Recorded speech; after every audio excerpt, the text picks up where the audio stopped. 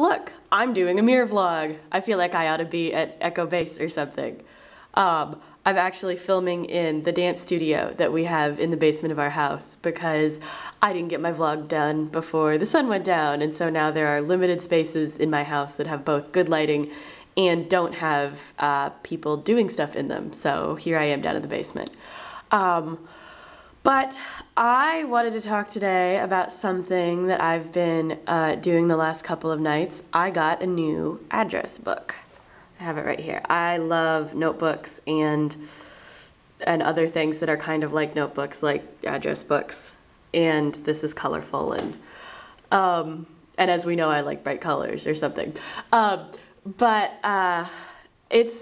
It's been weird. I have an old address book that I bought like in middle school, and it's all full of addresses for mostly people that I'm not in touch with anymore. Some of the names I couldn't even remember what summer camp or theater seminar or whatever kind of thing they came from, which made me feel kind of bad, but it made me think about, you know, I'm at this weird time in my life where people are moving on, and I hate to say it, but probably a lot of the people that I went to college with, I won't be friends with, I won't be in any kind of contact with, you know, in the next couple of years, because life just gets busy and people move on.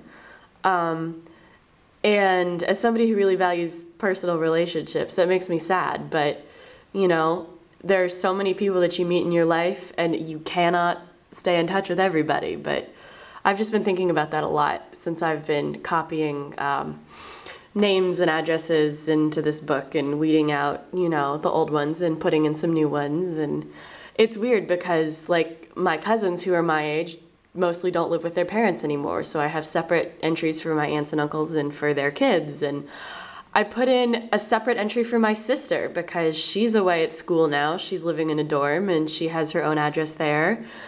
And in my old address book, I had an address for my grampy who passed away 5 years ago now, and I could never bring myself to erase it from my old address book, and I didn't erase it. It's still there, but I didn't copy it into my new one because, you know, I've moved on a little bit. I still think about my grampy a lot and I miss him, but I'm okay not having his address, his former address, you know, at my fingertips or whatever now.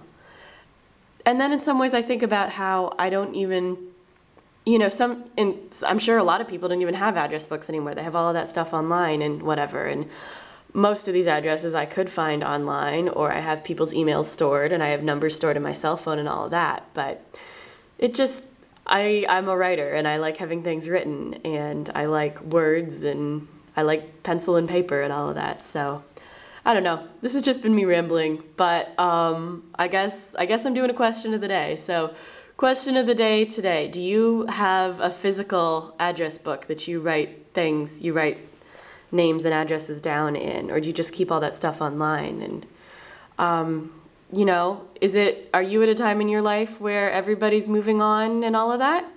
Or are things pretty stationary for you right now, I guess? Those are my questions for you. So I hope you're having a good day, and let's see if I can make this 4 days in a row now. All right, bye everybody.